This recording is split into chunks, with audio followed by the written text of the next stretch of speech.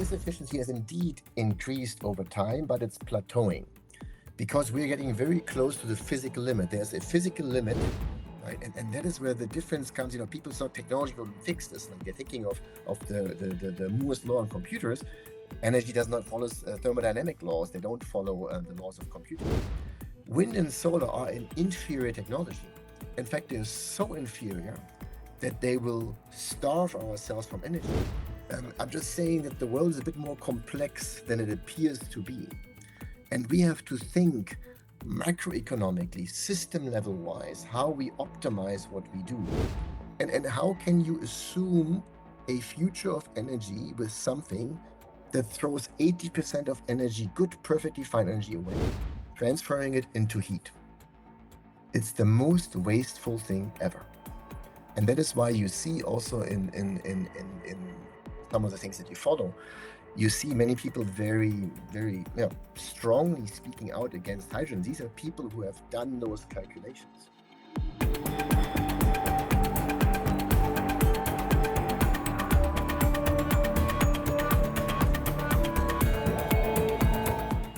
Ever noticed how renewable energy has become the CrossFit of the power generation? Everyone's obsessed, posting pictures and swearing it will save the world. Then there's our next guest, a German engineer who managed wind farms and came out thinking they are as reliable, well, as my dating history. Dr. Lars Schernikau isn't just another critic. He actually built these things, looked at the hard numbers, and went, oh, Scheiße. Lars, welcome. Great to be with you. Thank you, Hannes. Can you give us a short introduction on who is Lars Schernikau? Of course, happy to. Um, I'm from Germany. I'm born in Berlin, actually, born and raised there. And I've spent a lot of my time worldwide, globally, in Europe, Asia, as well as the Americas. I would call myself an energy economist, a commodity trader, and an author. And this whole discussion about energy, we had to make job. I've been traveling a lot to these developing nations, Pakistan, Bangladesh, African nations. And I started to realize, wow, where are these people going to get their energy from in the future? That made me think. Wow. So that's very interesting. Actually, you brought back some memories on my conversation with Scott Tinker, who also done the same things. I assume you know something about him, and this is really a big topic, like the worldwide picture of energy. And how do you see that? It's actually the key question. You see, when I think about energy, when I talk about energy, I always come from this macro view, understanding the importance of energy and actually asking the key question: where does the energy come from? Where does it go to? Right? And what happens if we don't do it right? What happens if we don't have enough energy? What happens if we have too much energy? What happens when energy costs go up? What happens when our energy efficiency reduces?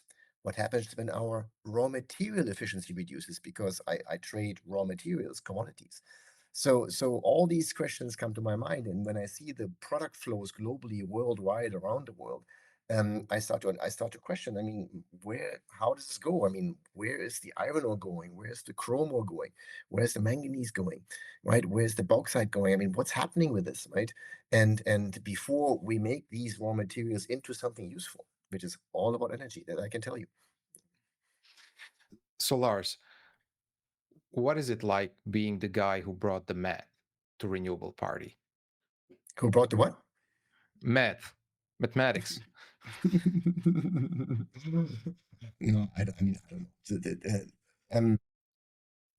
Why did I even think about this? Um, the whole energy transition, I don't know if it started in Germany, but Germany has been kind of on the forefront of it, and Germany has spent, over $1 trillion in total, I would say by now, on this so-called Energiewende, the energy transition. And being German and looking at Germany also in terms of its own industrial power, I can see obviously there's a problem, right? If there was no problem, we would not be having this discussion. If Germany would have done the right thing if Germany's energy costs would be low, if Germany's energy would be the most reliable and most efficient in every way, then we wouldn't have any problem. Then everybody would copy it, right? Yeah. So now you're literally raising so many questions. And I'm going to like go off the script and jump directly to say hydrogen. Germany is so invested in hydrogen. What's your take on that? So hydrogen is a very interesting one. I'm not a hydrogen specialist. I'm also, by the way, not actually a technician. I'm an economist. So I look at things sort of high level and try to understand what the big things are, the 80-20 kind of thing. And I mean, first of all, we understand hydrogen, 90% of the universe is probably made of hydrogen. The sun is powered by hydrogen. So it seems, of course, hydrogen is the future or is a future. And I would concur and agree that if we had a natural source of hydrogen, which we may have in the middle of the earth, we don't know, that could be a future. What is not a future is to use hydrogen as a storage medium, because that's what we're currently doing. Now, actually, not what we're planning to do, sorry. So what we're currently doing is we're using hydrogen as a feedstock for all sorts of products, fertilizers and all those things. And this feedstock is produced from oil, coal, and gas to 99.96%. So it's Yeah. 100 million tons of hydrogen we use globally today to make all these things we need. And they are produced in industrial centers, and then they're used right there as well. Now, when Germany talks about hydrogen, it's a very different story. They are speaking about hydrogen as a storage medium to overcome one of the fundamental problems of wind and solar, which is the intermittency. So the only reason why we're speaking of the so-called hydrogen economy is just because wind and solar have a serious problem. And to try to overcome this problem, hydrogen is supposed to be a solution, which and I'm not the only one, there's many people out there say absolutely not. So since you mentioned it, I've been looking at the solar efficiency data and it improves around 0.5% a year for, say, 4 decades. What makes you skeptical this won't continue? Okay, so we're switching now to the solar efficiency. Yeah. Okay, so um, the technology we use to collect the free solar energy from the planet and the wind energy, right, is of course these wind turbines for wind and the solar panels, photovoltaic panels for solar. And of course, the more efficient these become, the more efficiently you can collect this free sun energy when the sun shines. And this efficiency has indeed increased over time, but it's plateauing because we're getting very close to the physical limit. There's a physical limit. Um, the Betz law is for wind and the solar. There's also one. There's a physical limit. I have it in my book. I forgot, to be honest. I forgot the number, but there's a physical limit how much you can collect from the sunshine. We're getting very close to that. So obviously, these technological improvements are plateauing. There's not much more we can do. We will never ever double that efficiency. Is completely physically impossible. It may be increased by a couple of percentage points more. But that's not the fundamental problem. The problem is something else. The problem is nature, which we cannot change. We cannot change nature with technology. Nature is how much sun is shining. I cannot change that. And I cannot change um, the energy density. That means how much is shining per square meter. So how often the sun is shining, and how much the sun is shining in terms of per square meter. That I cannot change. No technology can change that, right? And that is where the difference comes. People thought technology will fix this. Like they're thinking of the Moore's law on computers, and then the same law will apply to energy. Will not. Energy does not follow thermodynamic laws. They don't follow the laws of computing. So the optimization of collecting technology has almost plateaued. We're at the edge. We're almost at the optimum already. What we cannot change is nature, and that's the energy density, and that is the intermittency. Can't we just scale the technology? Yeah, of course you can multiply technology, but then you still have the same problem. So when I say energy density or power density, people also say, right? So how much watt per square meter you get from the sunshine, right? So basically, of course, you just put 10 times more, of Yeah. course, or 20 times or 100 times more, but you don't change the fundamental problem. You see, that means you need to install a lot of infrastructure to collect this, right? Because a low energy density means you have to install a lot of infrastructure to collect the so-called free energy. And that is exactly what we're kind of told, right? Millions of square kilometers in the Sahara Desert. That kind of image is in people's minds. Of course, it has an impact on where this infrastructure comes from, who builds it, what is required to build it, what energy is required, what raw materials are required to build this infrastructure, right? And then this infrastructure still has to deal with sunshine. In Germany, 10% of the time. 10% of the time, the sun on average shines in a useful manner. In the Sahara, it's maybe getting close to 30%, 25 to 30%, not more than that on average. There's certain areas where it's maybe more. So, in fact, all this infrastructure sits idle 90% in Germany. Idle. Imagine your power plant sits idle for 90%, or your car, right? I mean, you know what happens to the cost. And in the Sahara or in South Africa, it sits idle 75%. In the best, in Arizona and Australia, in the best areas where the sun shines. So not only do you need to overbuild to compensate for this energy density issue, but now you need to compensate somehow for this intermittency issue, right? And this is where hydrogen comes in. Because basically the idea is to overcome this intermittent issue, you need storage. There's no question about it. Everybody's talking about storage. Why? Because of a problem, a fundamental physical, natural problem that is given by nature. Okay. And to overcome that, we're talking about storage. And storage itself has energy density issues, has raw material issues, has energy issues, efficiency issues, has operational lifetime issues. So you see, we have a problem. We're trying to solve this problem with actually creating another problem. And hydrogen is one of them. So yeah, I'm trying to track everything you said. One is geographical issue. The other one, you mentioned what happens with materials and where do they came from. So say that China just added 1,400 gigawatts of renewable capacity to their grid, like building a new power plant every day. If that technical barriers you describe are real, how did they achieve this? So it's interesting. There's many aspects in here. Again, looking at it geopolitically, macroeconomically, what's happening. China has a very different strategy to the rest of the world. Let's start with solar, right? So 80 to 90% of the solar supply chain is controlled by China. So that means anyone seriously at grid scale installing solar today depends on China. Okay. It used to be Germany who controlled the solar industry, right? And Germany lost it to China because China put more money into it, had more scale. China had lower energy cost. China was willing and able to put the dirty refining capacity in that you need, the polysilicon plants, which, by the way, is a whole thing on its own, right? To make silicon, you need to take high quality quartz sand, high quality quartz and 95% silicon oxide. Then you need to reduce the silicon oxide like you reduce iron ore into silicon with what? With carbon, with coal, with pet coke, or with old trees. And you need a huge amount of energy for that, huge amount of heat for that. So every polysilicon plant in China has literally its dedicated coal-fired power station right next to it.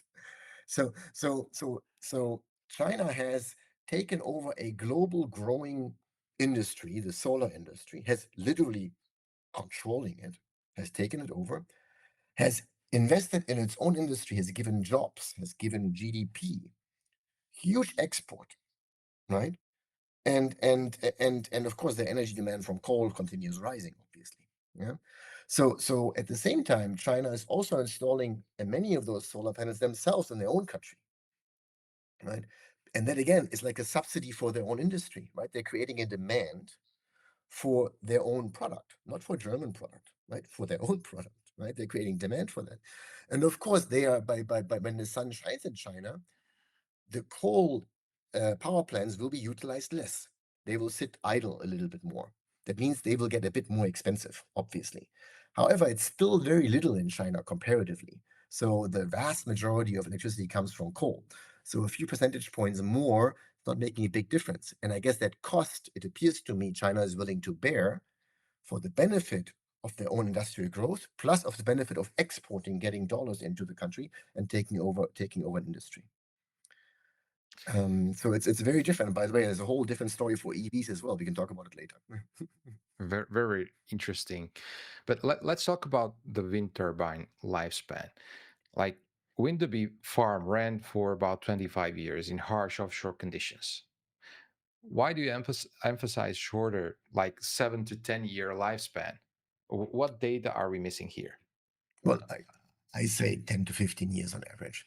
So the lifespan is a very interesting one. So we talked a little bit about energy density, right? Remember that basically there's only so much natural conditions we have. We talked a little bit about intermittency, that actually that power from the wind and sun is not always there. That means we need to have something else to make up for it. And now we talk about the third fundamental issue of the so-called renewable wind and solar revolution, which is operational lifetime. Yeah.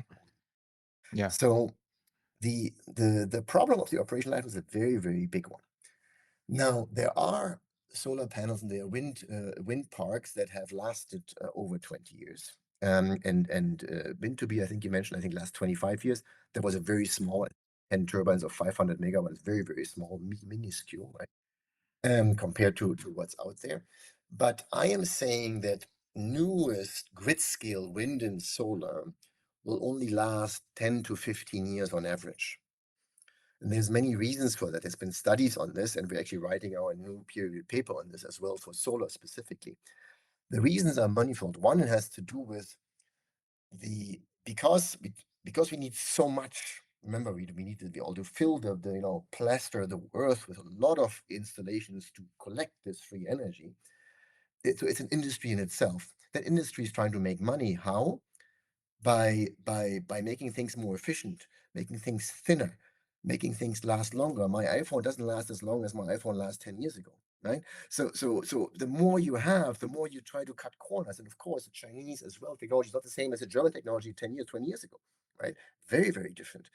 And there's even a purpose in it because by then having to repower in 10 years, you get again money, you sell again more, right? You make money by selling more. It's like cars don't last long as they used to. So when you look at the newest systems, large grid-scale systems, they are not lasting as long, especially offshore, where the harsh conditions are not only difficult for construction and maintenance, but also for, operations. The salt, the harsh air, the just throw things apart or put things apart much easier. Now think about the following: the small wind park had these small little, low wheels. Today, these things are so huge, right? And they're turning. So the forces between the edge and the middle are much bigger. The force on the gears are much bigger. And if anything happens, small thing may happen, so the whole thing falls. I mean, not falls apart, but costs. So the impact is much bigger of a small problem. So, and that means also that technology is evolving. So, of course, they're trying to then let me replace it in 7, 8 years. I have a new something, I can have a better engine. And of course, I have free money basically available to do that because it's green and zero CO2, right? And of course, so these are all the reasons why actually these wind and solar power plants, you want to call them, don't last 25 to 30 years. The IEA is assuming in its net zero pathway, on average, worldwide, wind and solar will last 25 to 30 years on average. I mean, just think about this. We just talked about one little wind farm in was it Norway or Denmark? I forgot. That lasted 25 years, which was like 5 megawatt. And they're assuming on average everywhere in the world. I mean, it's so far out. I can't even tell you. Now, the problem is when you put the energy density together with the intermittency and now the operational lifetime, and now you compare this to our existing infrastructure, which is coal, gas, nuclear, when it comes to electricity, right? Primarily 70% is coal, gas, and nuclear worldwide. These power plants last 40 years and often longer. Compare that to a power plant that lasts maybe 15 years on average. That means you have to replace this 3 times in the same time span. But this is hundreds, thousands times bigger than this because of what we just discussed. And this requires an existing infrastructure on top, which is short duration energy storage, long duration energy storage, backup power plants, and transmission grids, which is much bigger than this. You see, you're saying all of this, you're saying is new and better and more efficient and greener than this. You start to see the point. Yeah, but if we look over the costs, and you're written extensively about renewable infrastructure costs, but when we factor in 7 million annual deaths from air pollution, doesn't this change the economic equation like fundamentally? It's an interesting one. So first of all, the air pollution, I think it's 3.5 million. I guess nobody really knows, but it's a lot. But that air pollution death, those are primarily from people who don't have any energy, people who are still burning biomass dung in their homes. That's what when people die from air pollution. Okay, I don't see anyone dying from air pollution in Beijing anymore. Beijing is not what it used to be 30 years ago. Yeah, I grew up in East Germany. When I went to the south of East Germany 50 or 40 years ago, it looked very different than today. The air pollution globally in Western or developed cities has been improving every year. And not because of wind and solar, but because the technology we install and the filters we have today are so much cleaner. The majority of people that die from air pollution are people that die from energy poverty, because they're burning dung and stuff in their little huts, and they're breathing this stuff in. That's not what you and I are doing. That's not no one in China even does anymore. So you mentioned at the beginning that that is actually one of your biggest concerns. How would you solve that? The Energy energy, poverty. yeah. So I think it is understood that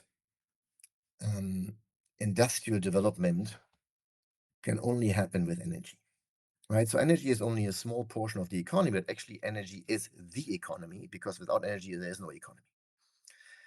So only when a nation has access to reliable and affordable energy, and enough of it, can it develop industrially.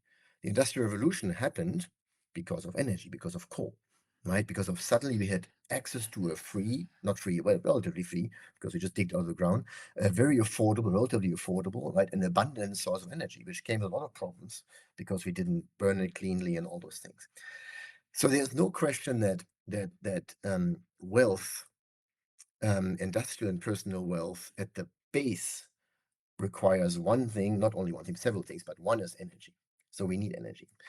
So when we starve people of energy, we're starving them of the opportunity or chance to develop, and also starve opportunity to actually to cook cleanly, right? To warm themselves cleanly, and even to be in a hospital, to be healthy, right? So health and wealth depends on energy.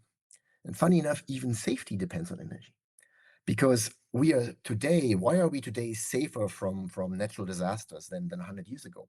We're 20 times safer, 100 times safer from natural disasters than 100 years ago. Why?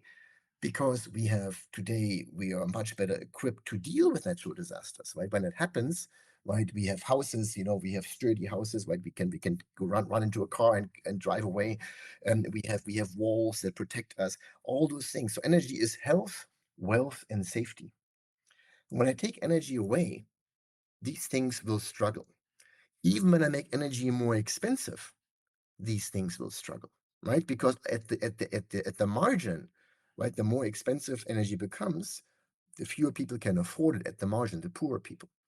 And since COVID, energy poverty has increased in Africa. That means in Africa we have millions of people more without electricity than we had 3-4 years ago, because of poverty. And financial poverty and energy poverty are more or less the same. You you mentioned several times the nature and potentially what may happen. What's your take on climate change? Climate change is an interesting one. So first of all, the climate is changing, has been changing, it is changing. So climate is changing. Humans contribute to climate change, and CO2 contributes to climate change. I don't think there's much discussion about that. The discussion about it is how much and why. And the discussion is, if you were to take coal, oil, and gas away today, how much would you lose?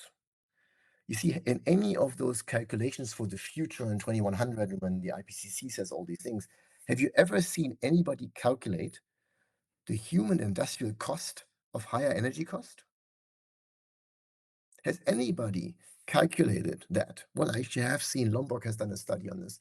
So there are a couple of things on there where you can see that actually there's no question actually that the wind and solar solution will be much more expensive than the current conventional powered solution. There's no energy economic question about that in my view. And there's very few studies really calculating what this human and industrial impact of this is. I can only point back to my own country where you see that impact, Germany, right?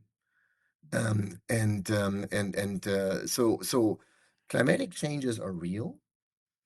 I don't think they're as bad as we're told they are. In fact, um, hurricanes are probably stable. The impact from hurricanes is down on a per person basis and per GDP or normalized basis. You see, we don't normalize things, right, by GDP and by population. Like when there's a big disaster, we hear, oh my God, big disaster, big disaster. But actually, that same disaster hitting 100 years ago, your chance of dying would have been much higher, right? And the same disaster 100 years ago has much less damage than today because we plastered the coast of Florida with a lot of infrastructure that wasn't there before. You see, and but the actual occurrence of the disaster has not increased. Some disasters are increasing, some of them, but much fewer than we're told. Mm. So good that you added this last sentence because one thing from your answer is that I have feeling you're focusing a lot on economics mostly, and the other thing with the climate, I've been alive for about 40 years, and I've never seen such changes and disasters as, say, last 7 or 8 years. And one of them took 20 lives in my country this like 2 months ago. So basically, it's very real. And talking to other experts, this thing will get worse for sure because we are not changing quick enough. But the insurance industry is backing away from fossil fuel projects, seeing them as stranded assets. What does this market signal tell you about energy's future? One more word. So, um, climate science is far, far more complex than energy science, first of all. I don't think there's any climate scientists, and I am certainly not one of them, if there was such a thing. I can highly recommend a book from Professor Kunin, Unsettled, for anyone who really is concerned about the future to better understand what is happening and what is not happening and what the causes are and what the sources are, right? So that is just put that right because it's an important topic and it's so much in the press today. And of course today I know when a cow farts in Indonesia before the owner of the cow knows, right? Because I mean, social media, it appears also the appearance of things is much worse than it was 20 years ago because we're told everything so much more rapidly in so much more extreme ways. Again, it doesn't mean things are not happening, but I just want to caution to put this aggression out there or this threatening out there, and how what to do about it. So Unsettled is a book I highly recommend. It's Professor Kunin. He used to consult Obama administration, so he's very well placed for that. So sorry. So now back to your question, if you don't mind repeating. So basically, the fossil fuel industry is Yes, you asked yeah, about the sorry, you asked about the insurance industry. yeah. Um, because of our business, which is in commodity trading, we deal a lot with banks. We need trade finance, and I have a lot of discussions in Asia, in Africa, in Europe, in Asia about financing commodity flows, including um, um, fossil fuels. And because of my work, I'm also involved a lot in understanding, in projects worldwide, either mining projects or power plant projects. And of course, the issue that the Western insurance industry has taken a very anti-fossil fuel approach. I've been in touch with, and I've spoken to Swiss Re and many of those, and trying to understand what the issues are, right? So the industry, I think, as is the banking industry, is appears to force themselves and be forced by investors or by political things.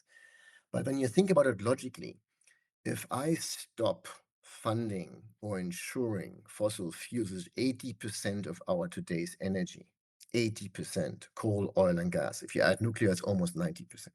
Okay. If I stop funding that, what do you think happens?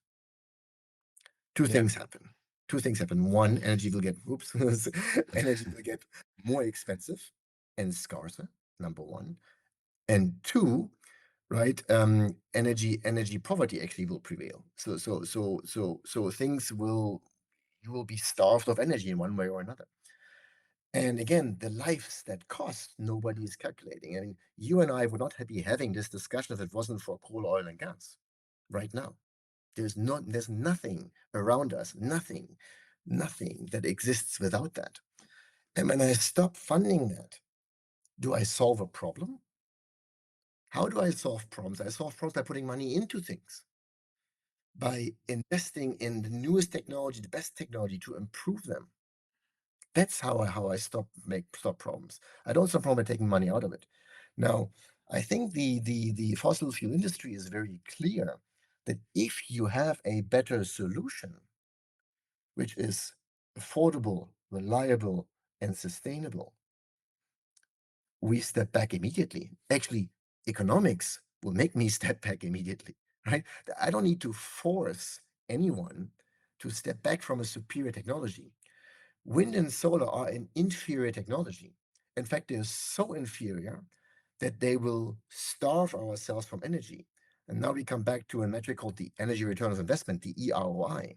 The EROI of wind and solar is so low that if the world was all wind and solar, we would not be able to sustain ourselves. That's how inefficient they are at system level.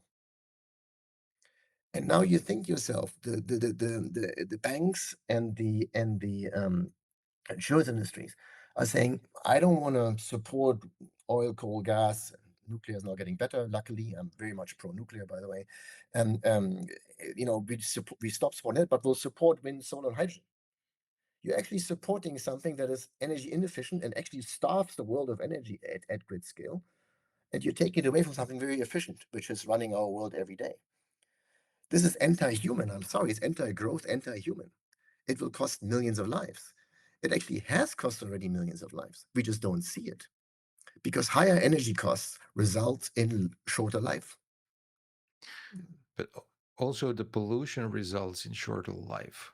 The But pollution has been reducing. The pollution has never been as low as today. I mean, we have reduced pollution in city centers to levels we haven't seen, despite those cities growing. New York is as clean as never. Beijing is as clean as it hasn't been in decades. Mumbai as clean as it hasn't been. It's still not great. Trust me, I've been there. But I mean, the belief that this pollution is killing people. Hold on, what's killing people is energy starvation and dung and people burning stuff in their huts. And what saves lives is cleanest power plant technology, cleanest filter systems. And you can today you can go to a new coal-fired power station, you can eat from the floor. Because you see, this debate about energy transition is not about the pollution. It's about the CO2. And CO2 is not pollution. CO2 is the basis for life. CO2 is a greenhouse gas. CO2 does contribute to global warming. By the way, logarithmically decline. That means the more we have, the less impact it has. But CO2 is not pollution, right? CO2 is the basis for all plant life. Our body is 25% carbon. This carbon comes from one source only, which is the atmosphere. Because the plants take up the CO2, the plants go into the animals, or we eat plants and animals, and all our carbon comes from the atmosphere. So if it wasn't for the CO2 in the atmosphere, we wouldn't be existing. And plants grow better at higher levels of CO2.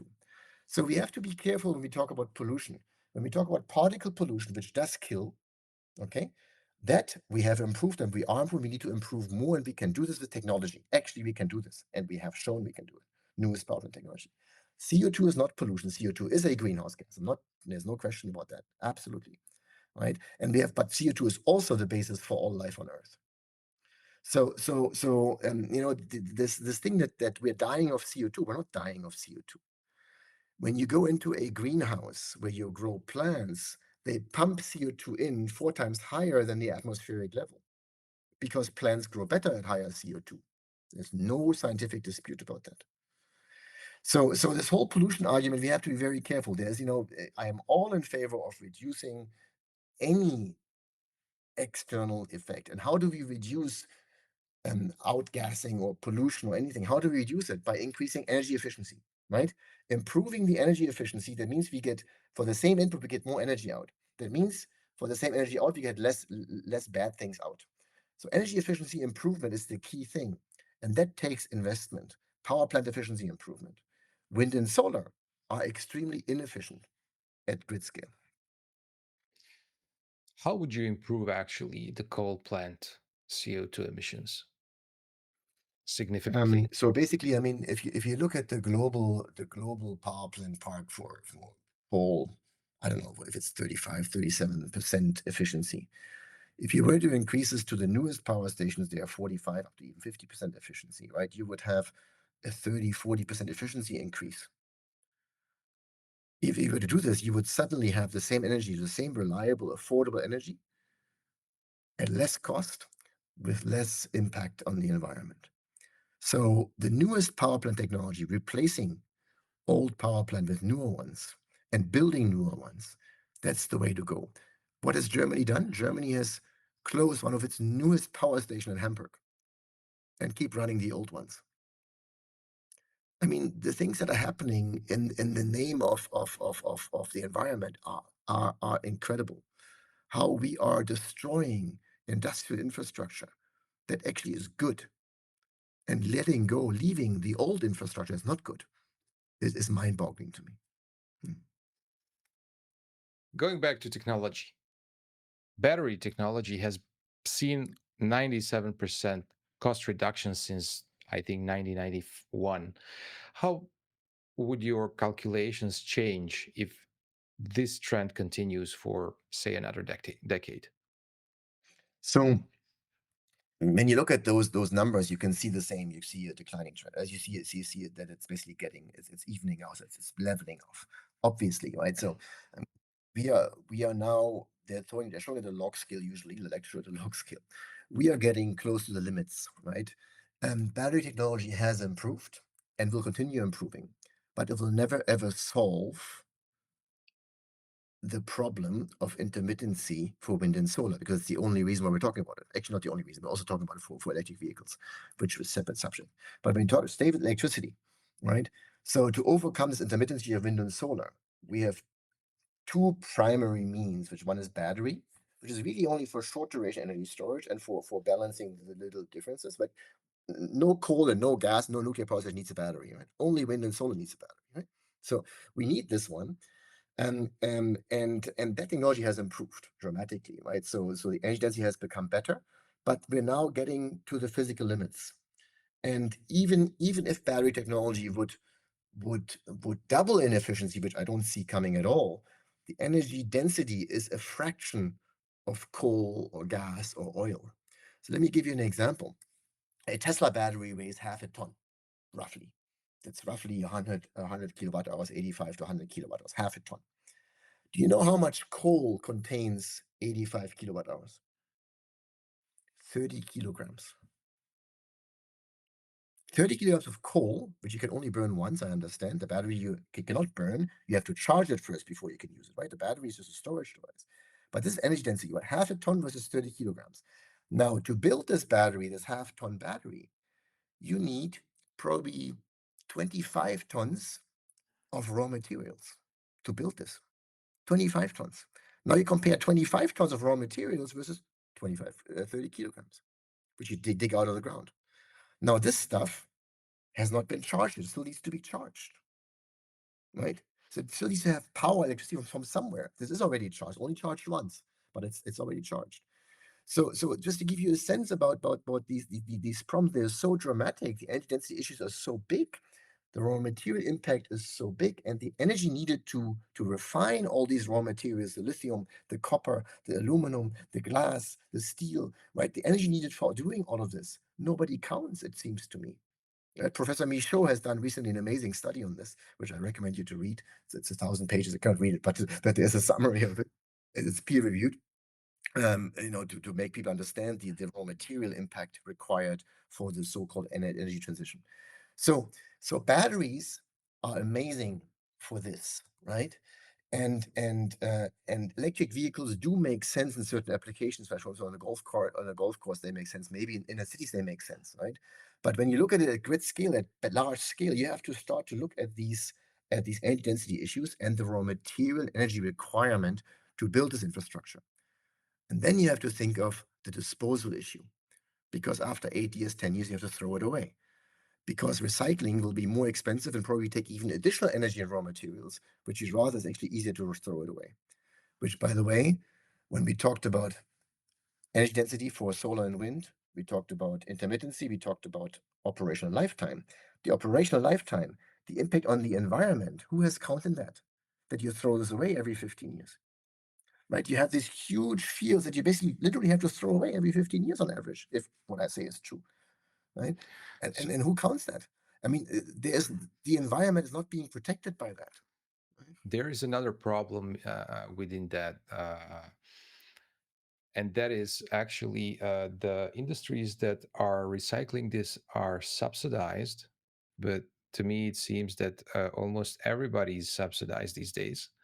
And another issue that comes out of it is that you have to pay a higher price for these materials that are recycled than digging out the new materials. And that's another problem to solve. These are real problems. But still, having an efficient battery over burning fossil fuels seems a more feasible idea in terms of climate and in general in the regions in countries where that's actually possible. Well, but you But have to be careful, right? yeah, You cannot, a battery never replaces a fossil fuel. that that's also true.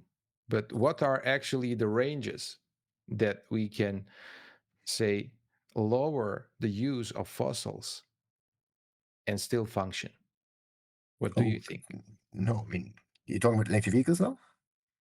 in general? Like, how much can we lower the fossil use all around? Hmm. So let me take a step back. Um, there is no question that we as humanity need to do everything in our power to increase efficiency, reduce environmental impact of what we do. There's no question about that.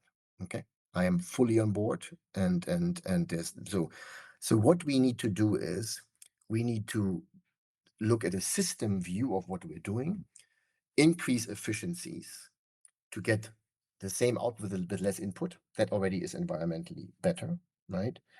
And also look, of course, at our consumption side, right, to how we can use less energy for what we're doing, right? What there we're forgetting is this whole aspect about the growing world, like in Bangladesh, Pakistan, even parts of India, Africa, right? All these countries which we cannot tell them stop consuming or stop growing, right? So that's in itself kind of not really what. So what we need to do is we need to find the most optimal path in terms of our energy use. Now, the most optimal path for me is nuclear. Right, I'm investing also in fusion as well, right? So fusion and fission is the most energy dense, the most efficient in 1,000 ways. One thing people like to forget: everything we do impacts the environment. Everything we do, and humans are part of the environment. So while we want to reduce the environmental impact that we have to understand that every energy we use in the end has an impact. Now let's follow me on this one. The world consumes 170,000 terawatt hours per year in total energy, right? I mean, this is total primary energy that we kind of dig out of the ground mostly, and in one way or another, utilize. Now, first law of energy thermodynamics tells us that energy is never lost. So where does this 170,000 terawatt hour result in? Where does it go if it's never lost? Very interesting. It warms our biosphere, right? So everything ends up in heat, in high entropy, low value heat, right? So everything we do heats our biosphere. 170,000 terawatt hours, how much is that? Well, it is enough to melt 1,500 billion tons of ice. That's how much energy that is. So the measured temperature increase that we have, the measured temperature increase that you see every day in the press, partially comes from the energy we consume. And this is called urban heat island effect. Not only, but there's a few other things. So there's a bias there. Now, we will need more energy in the future. It doesn't matter what energy we use, right? We will warm our planet. If we are worried about warming, then stop using energy, right? But these things people rarely think about. Yeah. And nuclear takes the energy from the Big Bang billions of years ago and releases the energy in terms of heat into the biosphere. Coal, gas, and oil take carbon that's a few 100 million years old, which back then came from the biosphere, went into the fossil, basically into the carbon, and now we're giving it back into the biosphere, right? In terms of energy. Oh, beautiful, all these things. Interesting. So the additional CO2 from coal, gas, and oil contributes to the greening of the Earth, which is confirmed by NASA that the world today is greener than 30 years ago. So these plants that are additionally there because of the CO2 we're taking, from the carbon we take from the ground, we release to the biosphere. Part of that, about 50%, is taken up by nature as per the IPCC, including by trees. And that additional tree mass, biomass, requires also solar energy and actually offsets part of the warming. Nuclear energy does not offset that because nuclear energy has no CO2 emissions. So there's all these interesting things, and like, hold on, what is he saying? I'm just saying that the world is a bit more complex than it appears to be. And we have to think macroeconomically, system level wise, how we optimize what we do. And going wind, solar based, batteries or hydrogen, is an energy economic disaster because it is so energy inefficient. The energy it takes to build this system and to keep it maintained, the raw materials it takes to build this system and to keep it maintained, is so large that there's many solar farms that in their lifetime will never give back the total energy they took to build themselves. That's how large, how bad it is for some of them. I'm not suggesting that we should forever combust fossil fuels. We need to and we will find a solution to our energy problem. Geothermal may be part of it. Maybe natural hydrogen in the ground in the future.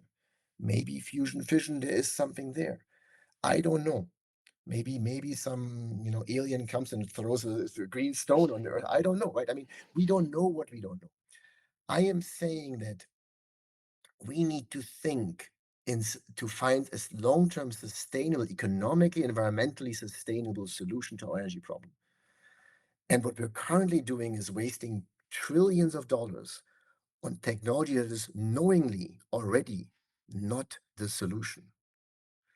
Otherwise, Germany would be the master of the world again, right?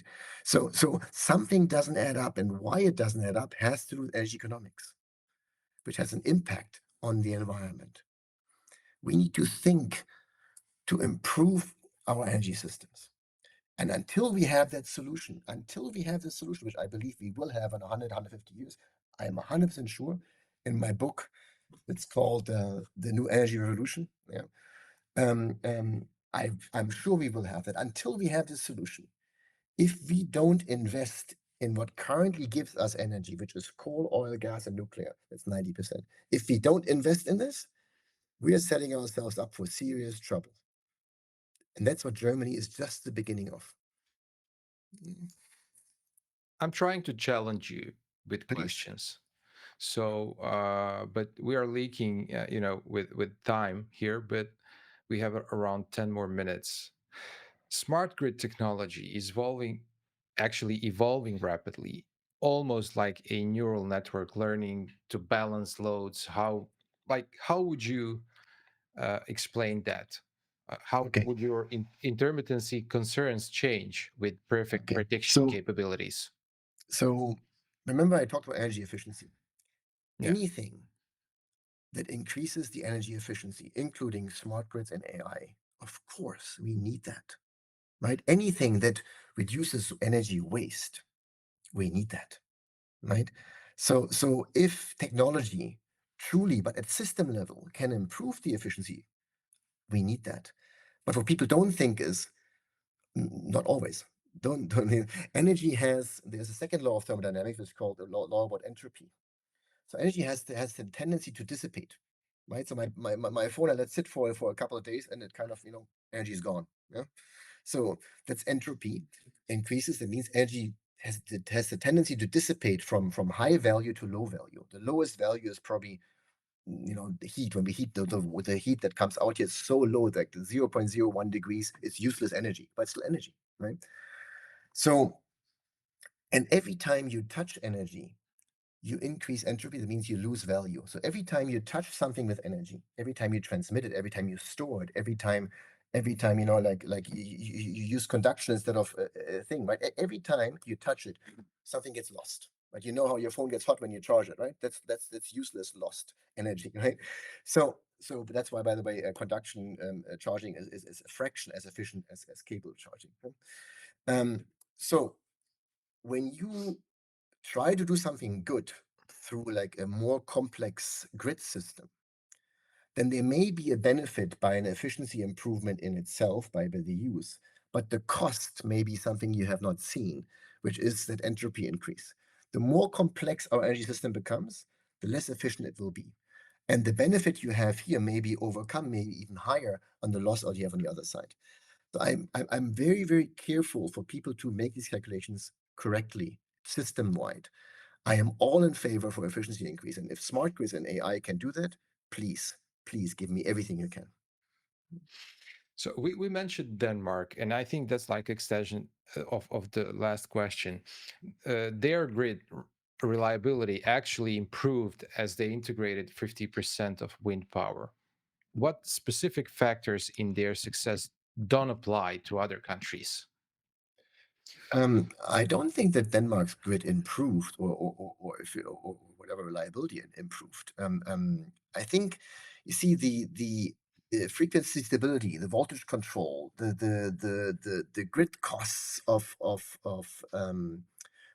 for Denmark have increased. The micro blackouts and the blackouts, I mean the micro problems, right, have increased. So Denmark is a very small country, I think 4 million people, and they're connected to Germany, so they have ways to compensate for it.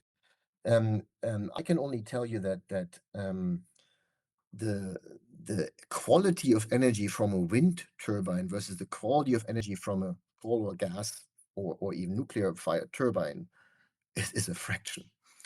When you talk to grid specialists, the rotating mass of a turbine running at 50 or 60 hertz, right, is as valuable it cannot be. That rotating mass in a wind turbine, right, has big problems because it doesn't run at the same speed. It runs sometimes not at all. So you need to have balancing factors in there. You need to have sort of technology to make this electricity from the wind turbine usable. While this one continues. Even if something happens, it continues for a couple seconds longer, right? It has a self sort of healing quality. This doesn't. So no, Denmark's system has not gotten better. They manage in a very small country with a lot of interconnection. They managed to keep it up, but it's not gotten better. So You calculate storage needs based on worst case scenarios, but Mhm. energy systems have always been built on average demands with safety margins. Why hold renewables to a different standard? Very important question. Very, very important question. So electricity is only a portion of energy, first of all, right? So electricity, we have transportation, we have heating, and we have industrial use. Those four together make 100% of the primary energy we use. Electricity is roughly 40% of the total energy. Now, electricity is counted in kilowatt hours, right? Yeah. But actually, when you think about it, electricity is not a product, kilowatt hours, which people calculate and price. Electricity is a service. Electricity is to have electricity at the right time when I want it. Like right now, we are talking here, and my computer rather be charged, so I want or be plugged in. So electricity is a service, and service means kilowatt hours on demand. Now that is measured by what we call the peak power demand. So the peak power demand fluctuates over the day depending on the demand from all the people coming in. I can count the kilowatt hours or the terawatt hours, whatever, but in the end, what matters is that the peak power needs to be met all the time, every second, every millisecond of the day. And if you now have a technology like wind and solar which cannot meet this peak power, then it's useless. Not all the time, but most of the time, right? Other technology can meet this peak power when it's needed. Wind and solar cannot. And that is why it has a different value. There's studies on it, and even now you can see that the value of a solar kilowatt hour reduces every year because we have so much already. Additional solar panels don't help me anymore, right? So and every kilowatt hour from solar or wind needs to have storage, right? Transmission grids, long duration storage, backups, blah, blah, blah. So all these things, that's why the value of 1 kWh is a fraction of wind and solar versus a kilowatt hour from gas or coal or nuclear. A fraction. So no, they cannot be compared. That is why the cost measure, levelized cost of electricity, is wrong. Because LCOE measures just the marginal cost of a kilowatt hour. It doesn't measure the system cost of meeting peak power. That's the reason why they're not the same. That's why I don't keep them the same, because they're very, very different. Very different. But when we compare energy systems, you often focus on current costs. Shouldn't we wait in for 40-year life cycle costs, like including environmental remediation? Of course, absolutely. That is my cost measure. Full cost of electricity includes that. So levelized cost of electricity is a marginal cost measure. Full cost of electricity is what we've defined in a paper a couple of years ago. Basically includes all costs, all system costs, including environmental costs. Of course, it becomes very difficult, but it has to be included. At least qualitative has to be included. So we have to absolutely include that, and then make true and honest estimates of what those are. Absolutely.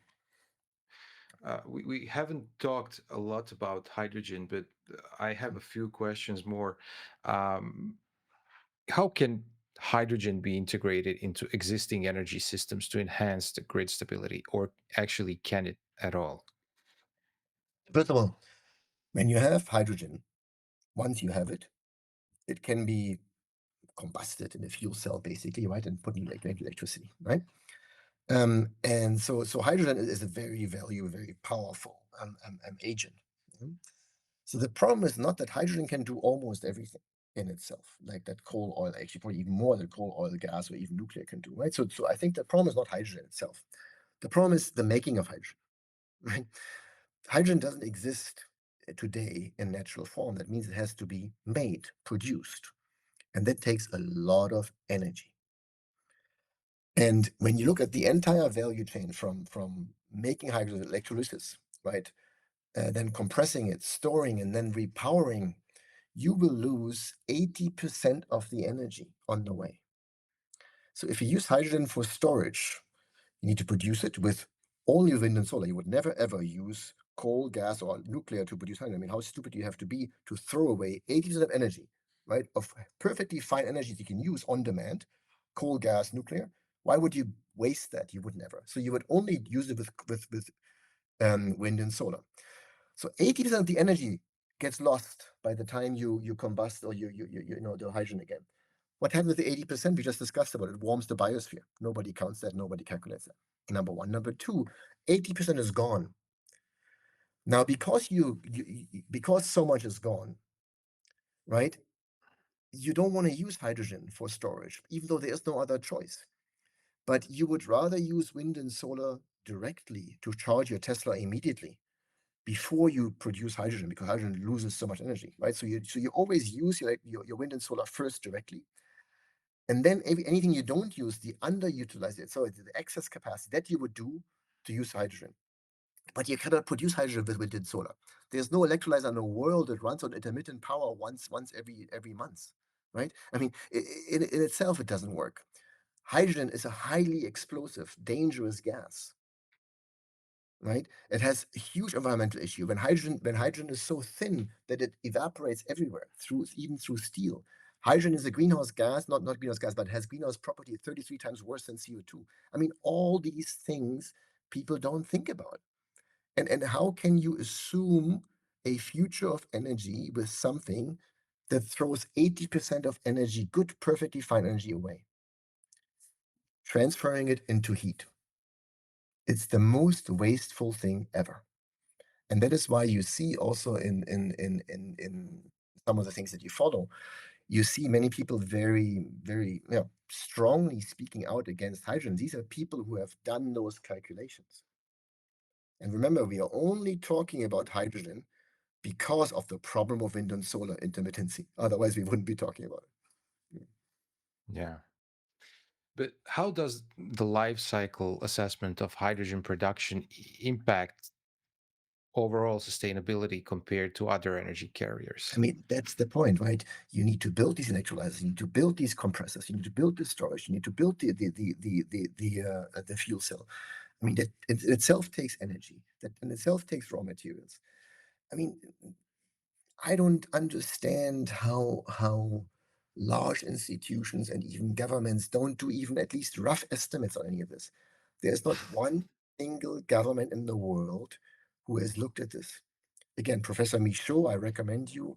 You can also interview him, amazing person who has done this probably in the world, from what I see, probably the one who's done the most work on it, right? On this life cycle analysis of what it takes to build this so-called renewable infrastructure. And things are a bit more complex. Now, when we have this discussion, I don't want people to become sort of, devastated. Oh my God, what do we do? What do we do? No, the solution is there, right? To invest in energy efficiency in truly efficient ways, improving our systems and investing in R&D for the future, which we need. And that's what I am advocating for, right? I speak out strongly about the so-called energy transition in its current form because the solution proposed is a non-solution energy economically. And that also means environmentally it's a non-solution, right? And that's purely wind and solar and everything that's derived from wind and solar. So since wind and solar are not the solution, then everything derived from wind and solar, which includes hydrogen, which includes heat pumps powered by wind and solar, which includes all those things, are not the solution.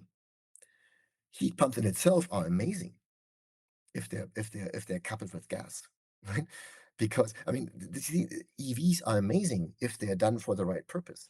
But I'm saying to try to have these wind and solar derived uses of electricity is nonsensical, because wind and solar is the fundamental problem. And not because I'm against renewables, quite the contrary. I'm all for, give me hydro what you have, give me geothermal what you have, right? Give me anything that's possible, nuclear, anything, right? But they are the non-solution because of those energy economic issues, right? Energy density, operational lifetime, intermittency. And to overcome these requires huge systems on top. And this system becomes so expensive and so environmentally devastating that actually you're making it worse than what you had before.